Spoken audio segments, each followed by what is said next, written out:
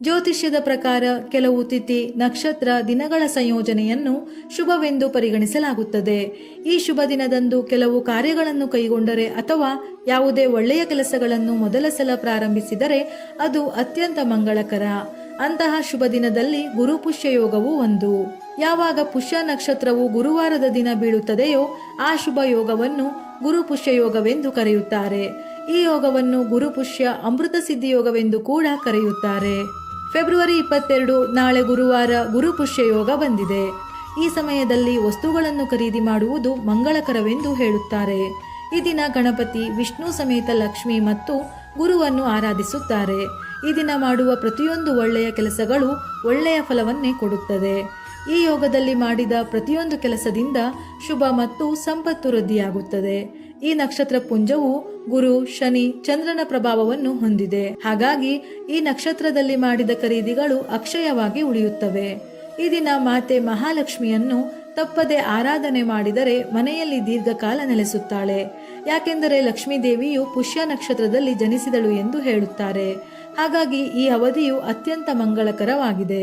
ಈ ದಿನದಂದು ಗ್ರಹಗಳ ಅನುಕೂಲಕರ ಸಂಯೋಗದಿಂದ ಪ್ರತಿಯೊಬ್ಬರಿಗೂ ಶಾಂತಿ, ಸಮಾಧಾನ, ಸಂಪತ್ತು, ಸಮೃದ್ಧಿಯನ್ನು ತರುತ್ತದೆ. ಆದರೆ ಈ ಶುಭ ಯೋಗದಲ್ಲಿ ಮದುವೆಯ ಆಚರಣೆಗಳನ್ನು ಮಾಡುವುದು ಅಶುಭ. ಏಕೆಂದರೆ ಈ ಯೋಗವು ಮದುವೆಯ ವಿಚಾರದಲ್ಲಿ ಬ್ರಹ್ಮದೇವನಿಂದ ಶಾಪಗ್ರಸ್ತ ಯೋಗವಾಗಿದೆ. ಹಾಗಾಗಿ ಈ ದಿನ ಅಪ್ಪಿತಪ್ಪಿಯು ಮದುವೆಯ ಮಾತುಕತೆ ಅಥವಾ ನಿಶ್ಚಿತಾರ್ಥ ಇಂತಹ ಕಾರ್ಯಗಳನ್ನು ಮಾಡಬಾರದು. ಈ ದಿನ ಮನೆಯಲ್ಲಿ ಗಣಪತಿ, ವಿಷ್ಣು, ಲಕ್ಷ್ಮಿ, ಗುರು ಇವುಗಳಲ್ಲಿ ಯಾವುದಾದರೂ ದೇವರ ಫೋಟೋ ಅಥವಾ ವಿಗ್ರಹವಿದ್ದರೆ ಪೂಜೆ ಮಾಡಬಹುದು. ಇಲ್ಲವೆಂದಾದರೆ ಪ್ರಾರ್ಥನೆಯನ್ನು ಮಾಡಿ ಪೂಜೆ ಮಾಡಬಹುದು. ಪೂಜೆಯ ಸಮಯದಲ್ಲಿ ದೇವರಿಗೆ ವಿಶೇಷವಾಗಿ ಹಳದಿ ಹೂವುಗಳನ್ನು ಅರ್ಪಿಸಬೇಕು. ಈ ದಿನ ದೇವರ ನೈವೇದ್ಯಕ್ಕೆ ಕಡಲೆಬೇಳೆ ಅಥವಾ ಕಡಲೆ ಹಿಟ್ಟಿನಿಂದ ಖಾದ್ಯಗಳನ್ನು ತಯಾರಿಸಿ ನೈವೇದ್ಯ ಮಾಡಬಹುದು. ಇಲ್ಲವೆಂದಾದರೆ ಕಲ್ಲು ಸಕ್ಕರೆ, ಬಾಳೆಹಣ್ಣನ್ನು ನೈವೇದ್ಯ ಮಾಡಬಹುದು. ನಾಳೆಯ ದಿನ ತಪ್ಪದೆ ದೇವರಿಗೆ 2 ತುಪ್ಪದ ದೀಪಗಳನ್ನು ಬೆಳಗಿ. ಗುರುಪುಷ್ಯ ಯೋಗವು ಇವುಗಳಿಗೆ ಅತ್ಯಂತ ಮಂಗಳಕರವೆಂದು ಹೇಳುತ್ತಾರೆ. ನೂತನ ಕಟ್ಟಡದ ಶಂಕುಸ್ಥಾಪನೆ, ಮಂತ್ರ ಕಲಿಯುವುದು, ತಂದೆ, ತಾತ, ಗುರು ಅಥವಾ ಕಲಿತ ವ್ಯಕ್ತಿಯಿಂದ ಜ್ಞಾನವನ್ನು ಪಡೆಯುವುದು, ಅಂದರೆ ಉಪದೇಶ, ದೀಕ್ಷೆಯನ್ನು ಪಡೆದುಕೊಳ್ಳುವುದು. ಈ ದಿನ ಜಪ, ತಪ, ಅನುಷ್ಠಾನ, ಹೋಮ, ಹವನ, ಧಾರ್ಮಿಕ ಕಾರ್ಯಗಳನ್ನು ಮಾಡಿದರೆ ತುಂಬ ಒಳ್ಳೆಯದು.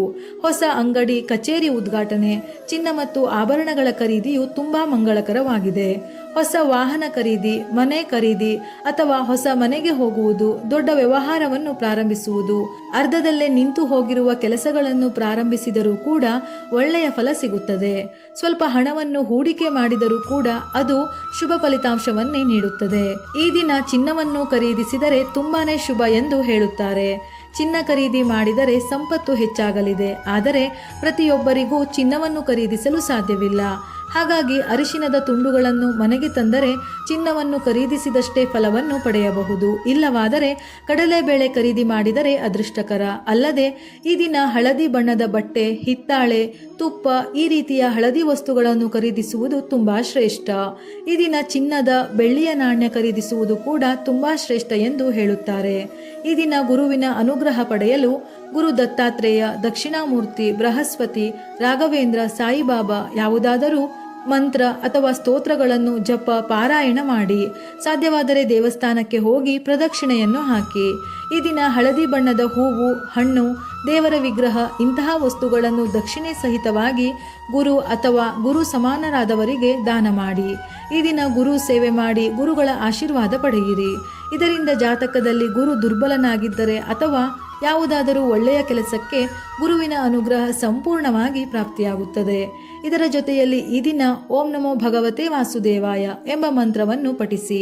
ಕನಕದಾರ ಸ್ತೋತ್ರ, ಶ್ರೀ ಸೂಕ್ತ ಇವುಗಳನ್ನು ಹೇಳುವುದು ಅಥವಾ ಕೇಳುವುದರಿಂದ ಸರ್ವ ಪಾಪ ದೋಷಗಳೆಲ್ಲ ಕಳೆಯುತ್ತದೆ. ದವಸ ಧಾನ್ಯಗಳನ್ನು ದಾನ ಮಾಡಿದರೆ ಅನಾರೋಗ್ಯದ ಸಮಸ್ಯೆಗಳಿದ್ದರೆ ನಿವಾರಣೆ ಆಗುತ್ತದೆ.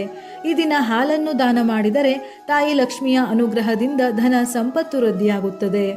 ನಾಳೆಯ ದಿನ ನಿಮ್ಮ ಶಕ್ತಿಗೆ ಅನುಸಾರವಾಗಿ ಯಾವುದಾದರೂ ವಸ್ತುವನ್ನು ಮನೆಗೆ ತನ್ನಿ. ಹಾಗೆಯೇ ಮರೆಯದೆ ದಾನ ಮಾಡಿ.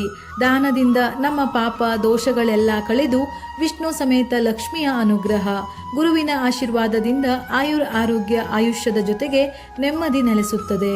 ವಿಡಿಯೋ ಇಷ್ಟ ಆಗಿದ್ದಲ್ಲಿ ಮರೆಯದೆ ಲೈಕ್ ಮಾಡಿ, ನಮ್ಮ ಚಾನಲನ್ನು ಸಬ್ಸ್ಕ್ರೈಬ್ ಮಾಡಿ. ಉಪಯುಕ್ತ ಮಾಹಿತಿಯೊಂದಿಗೆ ಮತ್ತೆ ಭೇಟಿಯಾಗೋಣ.